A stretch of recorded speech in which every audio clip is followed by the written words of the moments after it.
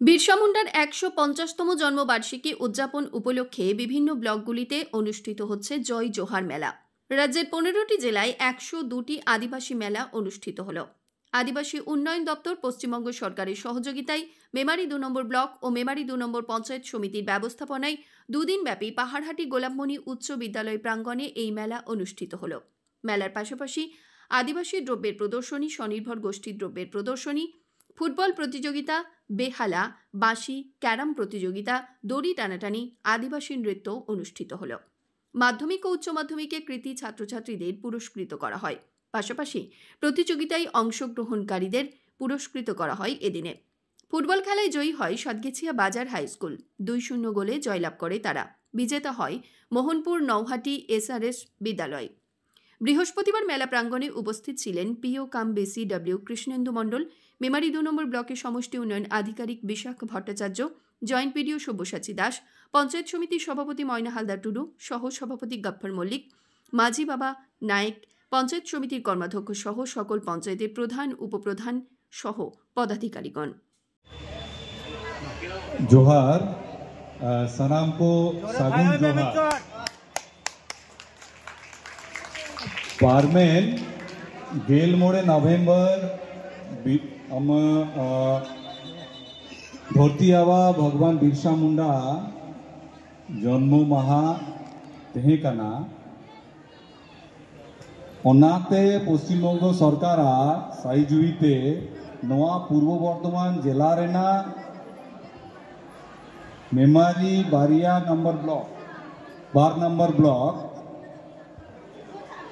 मीद हफ्ता लेगा प्रोग्राम हुआ तो हला प्रोग्राम स्टार्ट हुई कदा अतिही प्रोग्राम हुआ ठीक तो हाँ तो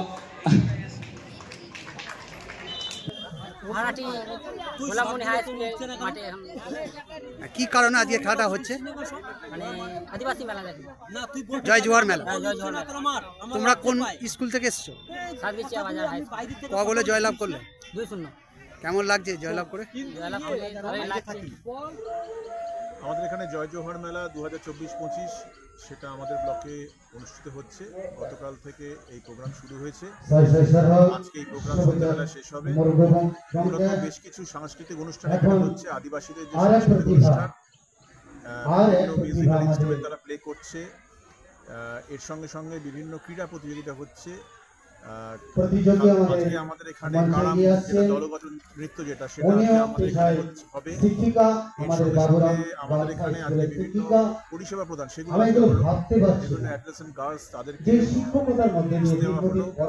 এর সাথে সাথে আমাদের যারা ছাত্রছাত্রী যারা আদিবাসীদের মধ্যে স্টেট লেভেল যারা কম্পিট করছে তাদেরকে আমরা স্পোর্টস শু, যারা খুব ভালো পড়াশোনা করছে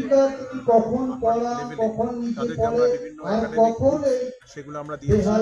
এর সাথে সাথে আমরা গতকাল আমাদের যে প্রোগ্রাম ছিল আজকে যে প্রোগ্রাম সেখানে বিভিন্ন অতিথিবর্গ তারাও এসেছেন।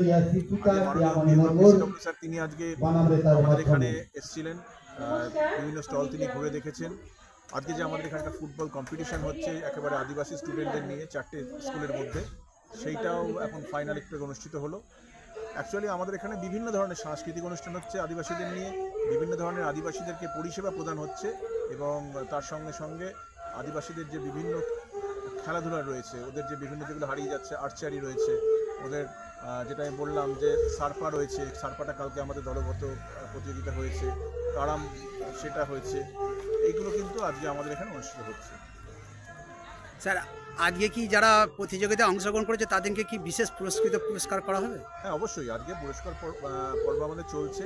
আমাদের যে বিভিন্ন স্পোর্টস ইভেন্টগুলো রয়েছে, যারা ক্রীড়া প্রতিযোগিতায় অংশগ্রহণ করেছে তাদের স্টুডেন্টদের আমরা প্রত্যেককেই জার্সি দিয়েছি। ফুটবলে যারা অংশগ্রহণ করেছে ফুটবল দেওয়া হচ্ছে। আমাদের যে আদিবাসীদের হোস্টেল রয়েছে আমাদের সোতলা মহিষডাঙ্গা, তাদেরকে আমরা একটি ক্যারাম বোর্ড দিচ্ছি, তাদেরকেও ফুটবল দেওয়া হচ্ছে। এখানে যেহেতু আদিবাসীদের মধ্যে ফুটবলের ওপর একটা খুব টান রয়েছে, প্রত্যেকে খুব খেলাধুলা করে আদিবাসীদের মধ্যে, সেই জন্য আমরা বিভিন্ন ইভেন্টে বিভিন্ন পুরস্কৃত করছি। স্টুডেন্ট যারা আসছে তাদেরকে আমরা বিভিন্ন স্কুল ব্যাগ দিচ্ছি এবং এছাড়া বিভিন্ন দপ্তর থেকে তো বিভিন্ন পরিষেবা রয়েছে। যেমন আমাদের প্রাণী সম্পদ বিকাশ থেকে আজকে 100 জন বেনিফিশিয়ারিকে মুরগির বাচ্চা দেওয়া হচ্ছে। গতকাল আমরা জানি যে কৃষি দপ্তর থেকে আমাদের এখানে কোদাল এবং কাস্তে এগুলো দেওয়া হয়েছে। মৃত্যুঞ্জয় যশের রিপোর্ট, সংবাদ আজকে নিউজ।